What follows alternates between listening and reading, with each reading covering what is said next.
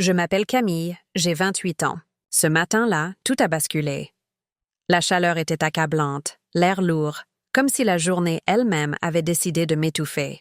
J'étais dans mon appartement, seule, quand j'ai reçu ce coup de téléphone. Une voix sèche et froide m'a dit « Vous devez quitter cette maison. » Nous avons déjà tout organisé? J'ai d'abord cru à une blague. Mais non, mes parents étaient bien sérieux. Ils avaient décidé que c'était le moment de me chasser. Je n'avais jamais rien demandé de tout cela. La maison où j'avais grandi, où j'avais vécu pendant 28 ans, celle qu'ils avaient promise de transmettre un jour, je venais juste de comprendre qu'ils ne comptaient pas me la laisser. En fait, ils voulèrent que je parte tout de suite, sur le champ. Et le pire, c'est qu'ils n'étaient même pas là. La voix au téléphone était tout ce qu'il me restait d'eux. Ils m'avaient toujours ignoré, mais là, c'était différent. Cette fois, c'était bien réel. Ils me menaçaient de me jeter dehors. J'ai posé le téléphone sur la table. Je pouvais sentir la sueur perler sur ma peau. La chambre, normalement si familière, semblait soudainement étrangère. Je n'étais pas prête, mais je savais une chose. Je n'allais pas me laisser faire. Ils n'avaient aucune idée que j'étais déjà prête à me défendre. Je me souviens de ma chambre, petite et poussiéreuse. C'était un espace que j'avais dû créer moi-même, à force de combiner des meubles usés et des affaires abandonnées. Mes parents, Richard et Claire, étaient des gens de principe, ou du moins, ils en donnaient l'apparence. Mais derrière cette façade de famille unie, il y avait une réalité bien plus cruelle. D'aussi loin que je me souvienne, j'ai toujours été la fille invisible. Ma sœur Juliette, l'aînée, avait ce don. Celui de capter toute l'attention. Elle était brillante, toujours sous les projecteurs. Moi, j'étais juste Camille, l'enfant de trop. J'ai vite appris à m'effacer, à ne pas prendre trop de place. Mes parents se réjouissaient des succès de Juliette, mais me laissaient dans l'ombre, comme une tâche qu'il fallait ignorer. À l'école, c'était la même chose. Juliette était la première de la classe, la star du lycée, la préférée de tout le monde. Moi, je n'étais qu'une ombre. J'avais des notes honorables, mais rien d'extraordinaire. C'était bien assez pour ne pas attirer d'attention, mais jamais assez pour faire une vraie différence. Ma mère ne cessait de me rappeler que je pourrais faire mieux, mais sans jamais m'offrir les outils nécessaires pour y parvenir. À 16 ans, j'ai trouvé un petit boulot dans une librairie du coin. Ça n'a pas semblé un grand sacrifice à l'époque, mais c'était ma manière à moi de fuir la maison. Travailler tous les soirs, après l'école, m'offrait un semblant de liberté. C'était là que j'ai commencé à économiser. Pas grand-chose au début, juste quelques centaines d'euros que je gardais précieusement dans une vieille boîte à chaussures. Je savais que l'indépendance avait un prix, et j'étais prête à le payer. À 18 ans, lorsque je suis partie à l'université, je pensais que les choses allaient changer. Mais non. Les attentes de mes parents étaient toujours les mêmes. Exceller dans tout ce que je faisais. Pourtant, ce n'était pas ce que je voulais. Ils avaient d'autres projets pour moi.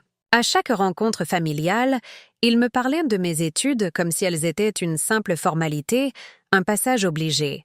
Mais je n'étais pas motivée par le même rêve qu'eux. Ils ne comprenaient pas cela. Ils ne comprenaient pas que je voulais juste vivre à ma manière, loin de leur contrôle. Juliette, elle, avait déjà trouvé sa voie.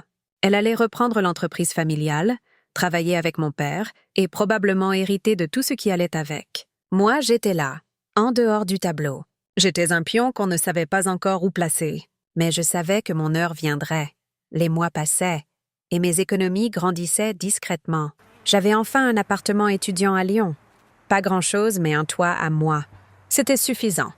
Je n'avais plus besoin de leur approbation, plus besoin de répondre à leurs attentes. Je pouvais respirer. Et pourtant, l'ombre de mes parents restait là, au-dessus de moi, invisible mais omniprésente. Un jour, j'ai découvert, presque par hasard, un document qui allait tout changer.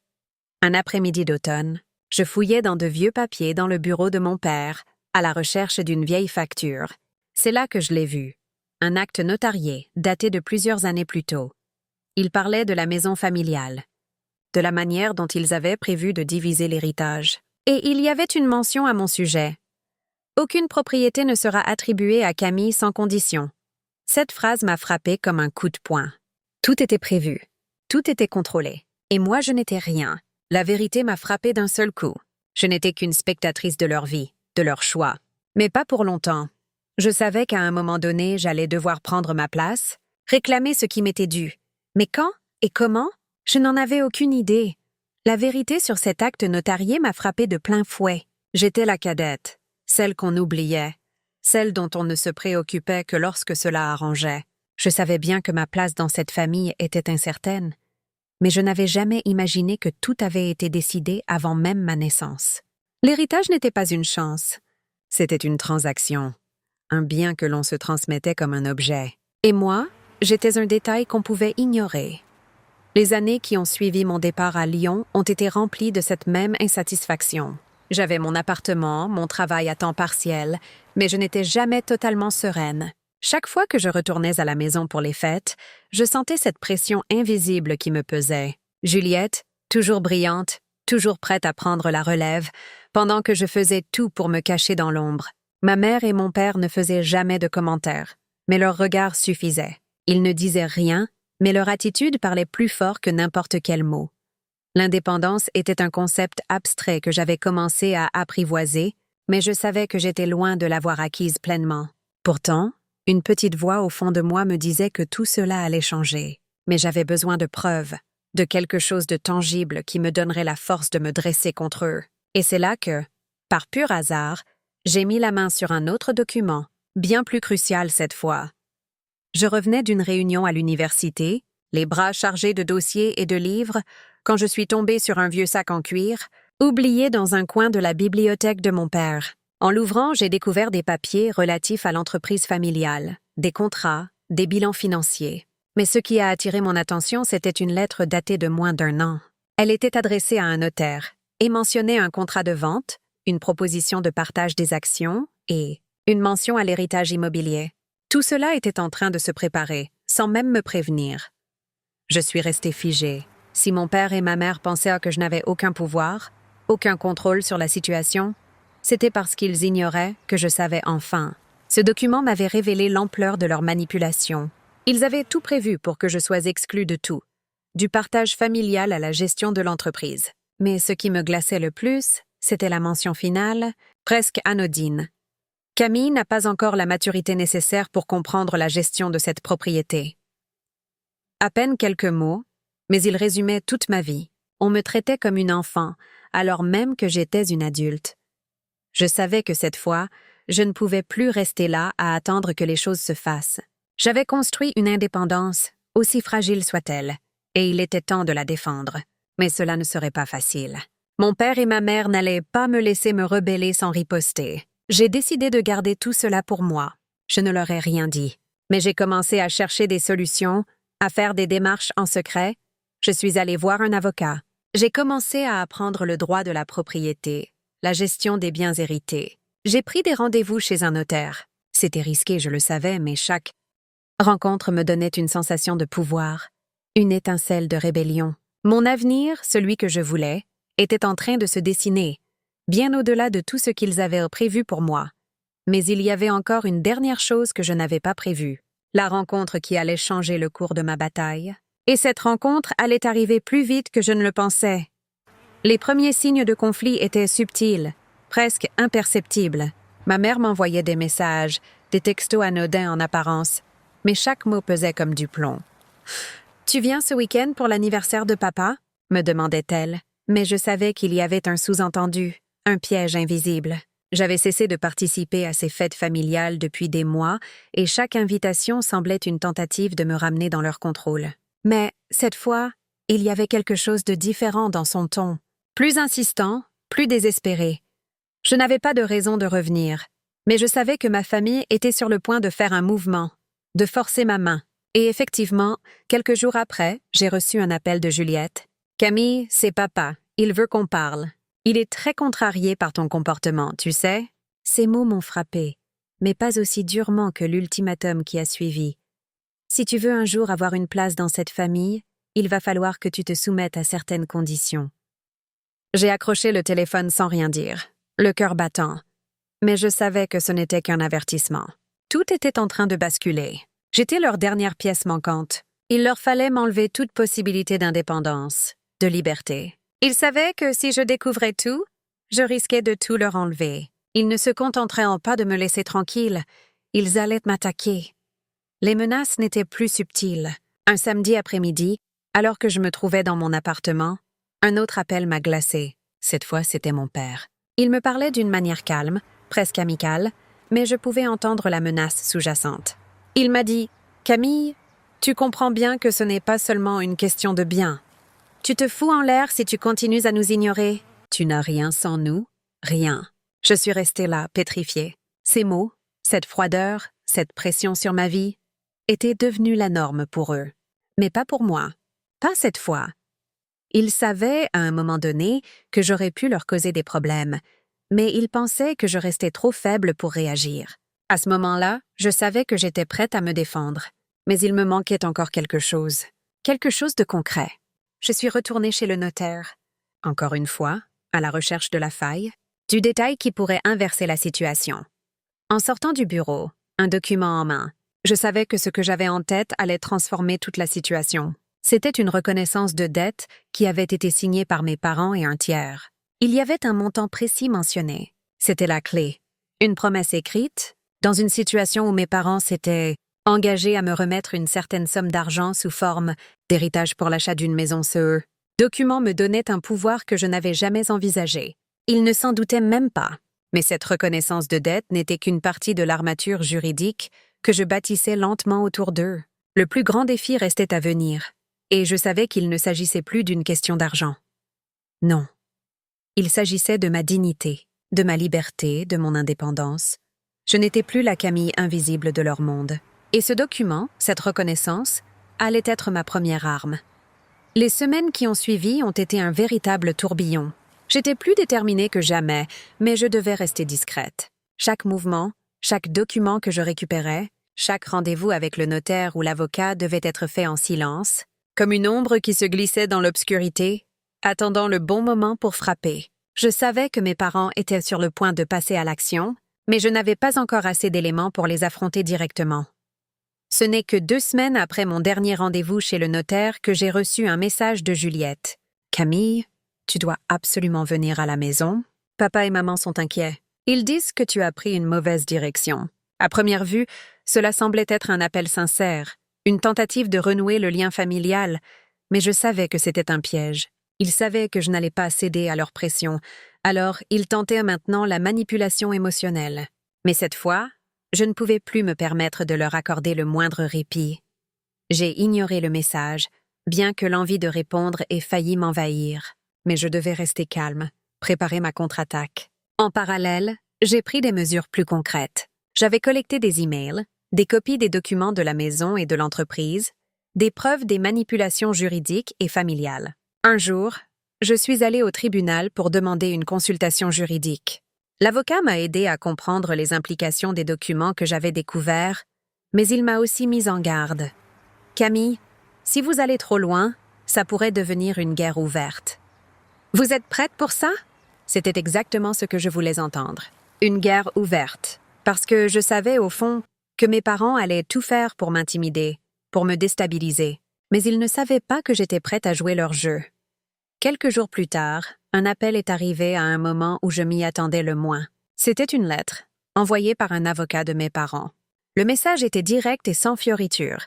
« Vous êtes priés de régulariser votre position concernant l'héritage familial, faute de quoi des démarches légales seront entreprises pour récupérer l'ensemble des biens en question. » La lettre était accompagnée de documents juridiques, des accusations de manquement, des prétendues dettes que j'aurais contractées envers la famille. C'était leur dernière tentative pour me faire plier, pour me faire signer quelque chose que je n'avais pas l'intention de signer.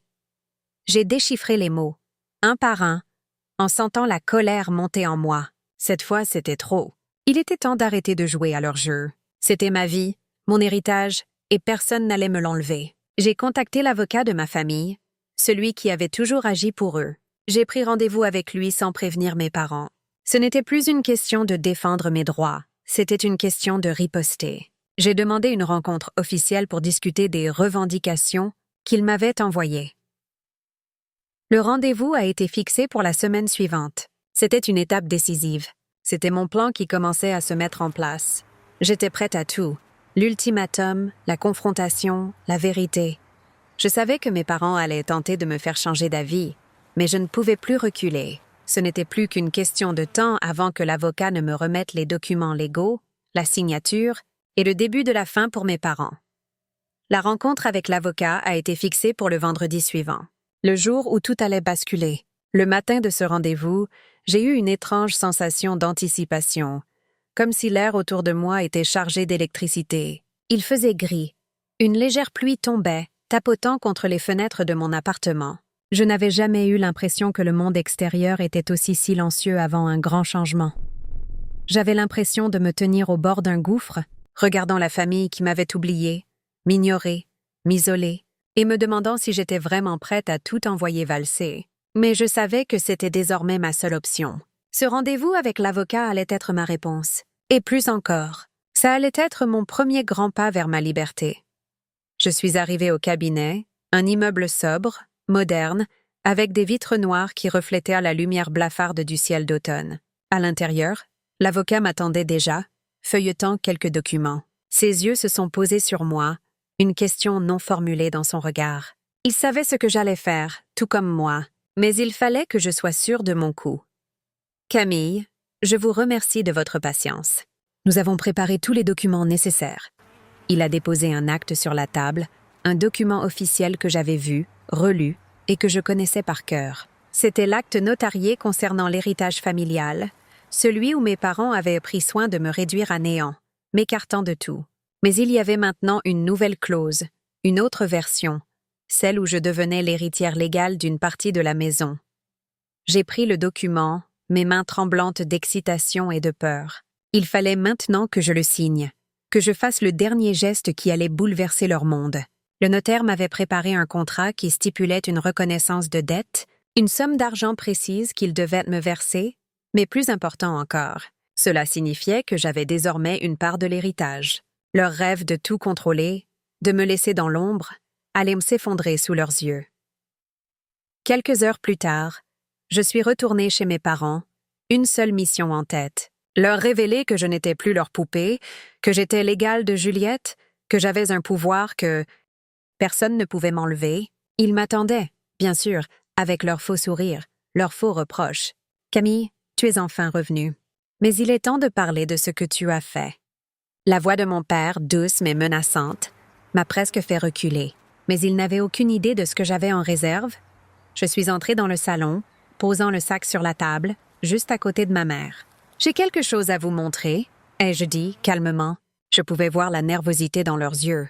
Ils n'avaient pas prévu cela. Et en silence, j'ai sorti le document, l'ai posé devant eux et l'ai ouvert. Ils ont d'abord regardé le papier, puis se sont regardés entre eux, comme s'ils pensaient que je m'étais trompée. Mais le silence qui a suivi était lourd de sens. Mon père a tenté de réagir, de minimiser la situation, de me faire croire que tout cela n'était qu'un malentendu. Mais je ne l'ai pas laissé continuer. « Ce n'est pas un malentendu, » ai-je dit, les yeux plongés dans les siens. « Ce n'est pas une erreur, c'est la vérité. Je suis désormais propriétaire de ma part de la maison. » Un sourire amusé s'est dessiné sur mes lèvres. Je n'avais plus besoin de leur validation. J'avais pris le contrôle de ma vie. Le silence qui suivit mes mots était presque insoutenable. Mon père n'a pas réagi immédiatement. Il a pris une profonde inspiration, comme s'il essayait de trouver les mots justes pour me ramener dans leur monde. Un monde où il dirigeait tout, même ma vie. Mais ce n'était plus possible. Il savait que tout venait de changer. Ma mère, elle, n'a pas du tout caché son mécontentement. Son visage, habituellement impassible, s'était durci. « Tu penses vraiment que tu as droit à ça, Camille? Que tu peux simplement entrer ici et décider de ce qui t'appartient? » Sa voix tremblait de colère, mais je pouvais sentir la peur qui s'y dissimulait. Ils avaient tout prévu, mais personne ne prévoyait que je reviendrais un jour avec des armes aussi solides.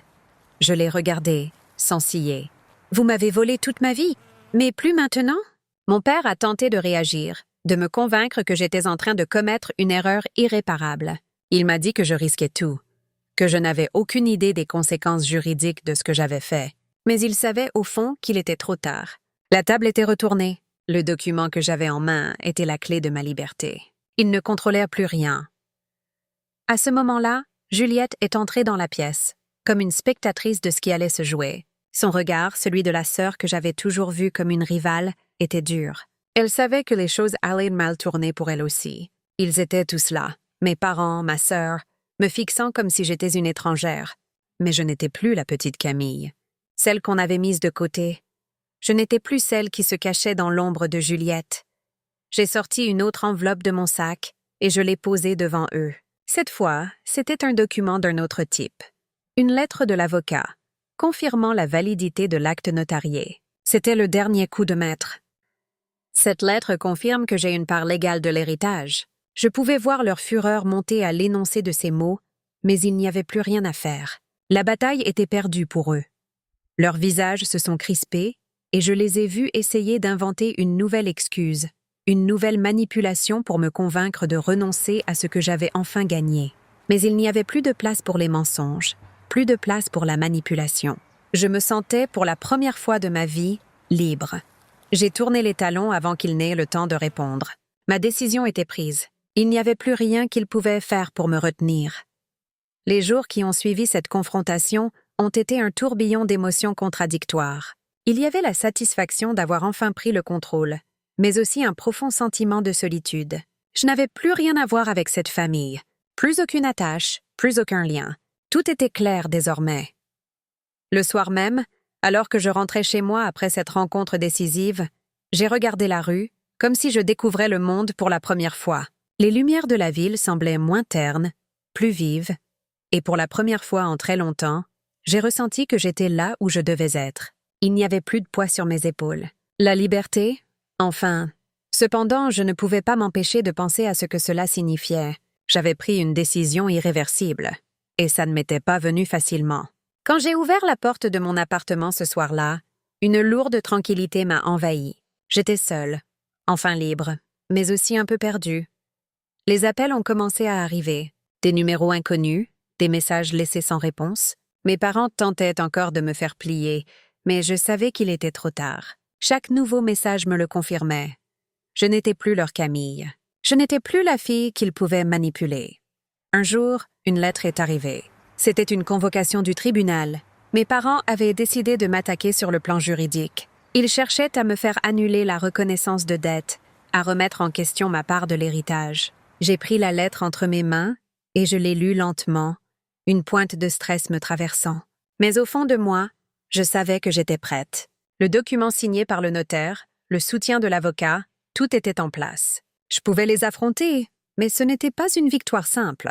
Ce n'était pas juste une question d'argent, de biens matériels. C'était une question de respect. Ils m'avaient fait sentir comme si je n'avais aucune valeur, comme si je n'étais qu'un pion dans leur jeu. Aujourd'hui, je ne les laissais plus faire. Je me suis assise à mon bureau, entourée des documents légaux, des copies des lettres, des preuves que j'avais rassemblées avec tant de soin. Le téléphone a sonné une nouvelle fois. Unknown. Autre message de Juliette. Pourquoi tu fais ça? Nous avons toujours voulu ce qu'il y a de mieux pour toi. Elle ne comprenait toujours pas. Il ne comprenait toujours pas. Ce n'était pas le meilleur pour moi qu'ils voulaient. Ils ne cherchaient qu'à me contrôler, à me garder sous leur joug. Je ne leur devais plus rien. Et maintenant, je voyais ma vie autrement. La vie que j'avais choisie, celle qui ne dépendait plus d'eux. J'étais prête à me battre pour ça, coûte que coûte. Les jours ont passé dans une étrange tranquillité, presque irréelle. Je n'avais plus à me cacher, à jouer un rôle pour faire plaisir à ma famille. Mais à chaque instant de silence, je ressentais aussi un poids, une forme de vide. C'était la fin d'une époque, la fin d'un lien, mais c'était aussi la naissance de quelque chose de nouveau. La liberté ne venait pas sans son lot de solitude. J'avais perdu des gens, mais en même temps, j'avais gagné une paix intérieure, un espace de respiration que je n'avais jamais connu. Je me souviens de cette première nuit où je me suis endormie sans penser à ce que mes parents ou ma sœur pourraient dire. J'avais l'impression que le monde entier avait cessé de tourner autour de ma famille. Tout était plus calme. La chambre était silencieuse, la lumière tamisée. C'était la première nuit depuis longtemps où je n'étais pas hantée par les voix et les attentes familiales. Les semaines suivantes ont été consacrées à des démarches concrètes pour sécuriser ma nouvelle vie. J'ai signé un acte officiel pour mon part d'héritage, transféré les fonds, et demandé à consulter un notaire pour finaliser la division des biens. J'ai pris un autre appartement, plus grand, plus proche de mon travail. C'était une nouvelle étape, mais je la vivais sereinement, comme si chaque action me ramenait un peu plus vers moi-même. Le tribunal m'a finalement donné raison. L'acte de reconnaissance de dette que j'avais récupéré, les preuves accumulées, la préparation de mon dossier, tout cela avait porté ses fruits. Mes parents ont perdu le procès. Ils ont été contraints de reconnaître ma part dans l'héritage. même si cela les a dévastés. Mais au fond de moi, je savais que c'était un petit prix à payer pour la liberté que je venais d'acquérir. Il y a eu un dernier message, un dernier appel, cette fois de ma mère. « Camille, tu as gagné, mais à quel prix ?» Ces mots m'ont frappé plus que tout. Il n'y avait pas de retour en arrière. Ils ne comprenaient toujours pas. Pour eux, j'étais toujours leur petite fille, celle qu'ils pouvaient façonner à leur image. Mais moi, je n'étais plus cette fille-là. Je n'étais plus Camille, la petite dernière, la fille invisible. J'étais Camille, celle qui se battait pour sa vie, pour son espace, pour sa vérité. Et puis, un jour, alors que je me promenais dans le parc, je me suis arrêtée un instant pour observer les gens autour de moi. Les enfants jouaient, les couples se promenaient, et les vieux bancs étaient occupés par des gens plus âgés qui semblaient savourer le calme. Je me suis sentie, pour la première fois depuis longtemps, en paix. Je n'avais plus de chaîne, plus d'angoisse. J'avais agi pour moi, et c'était la plus belle victoire. La vie après cette tempête a été calme, plus calme que je ne l'aurais imaginé. Il y avait encore des échos de ce passé, des cicatrices invisibles que je portais sans en parler à personne. Mais chaque jour, je sentais que j'avançais un peu plus loin. J'avais pris ma place. Je n'étais plus l'enfant, la sœur, celle qu'on oubliait. Je savais enfin qui j'étais. Et plus important encore, ce que je voulais. Je n'avais pas gagné tout cela pour me venger. Ce n'était pas une quête de pouvoir ni un désir de nuire à ma famille. Non, ce que j'avais gagné, c'était mon droit à exister sans leurs attentes, sans leurs manipulations. J'avais pris la décision de ne plus subir, de ne plus être réduite à l'ombre de quelqu'un d'autre. Ma place dans le monde m'appartenait désormais. Et je comptais bien y être. Il y avait des moments de doute, bien sûr. Parfois, la solitude me frappait plus fort que je ne l'aurais imaginé. Les repas de famille, les fêtes où tout le monde se retrouvait sans moi, étaient toujours là, comme une présence silencieuse. Mais je savais que ce que j'avais fait était juste. Et plus le temps passait, plus la paix intérieure grandissait en moi. La réconciliation avec mes choix était plus importante que tout le reste. Je me souviens de la première fois que j'ai traversé la rue un matin, sous le soleil, sans me sentir limitée par les attentes des autres. Il y avait un sentiment de légèreté, presque comme si une lourde pierre avait été enlevée de mes épaules. J'étais libre, vraiment libre. Je n'avais plus à regarder par-dessus mon épaule, à me demander ce que mes parents ou ma sœur pensaient de chaque geste que je faisais. J'étais enfin maîtresse de ma vie, sans compromis. Et peut-être qu'un jour, dans un futur lointain, ma famille comprendra ce que j'ai fait. Mais pour l'instant, je suis en paix, parce que j'ai pris la meilleure décision pour moi. Ce n'est pas facile de se libérer de ce qu'on aime, mais parfois, c'est la seule façon d'aller de l'avant. Je n'ai plus peur de vivre selon mes propres règles, et je sais que rien ne pourra m'arrêter maintenant. Je suis Camille, et ma vie m'appartient.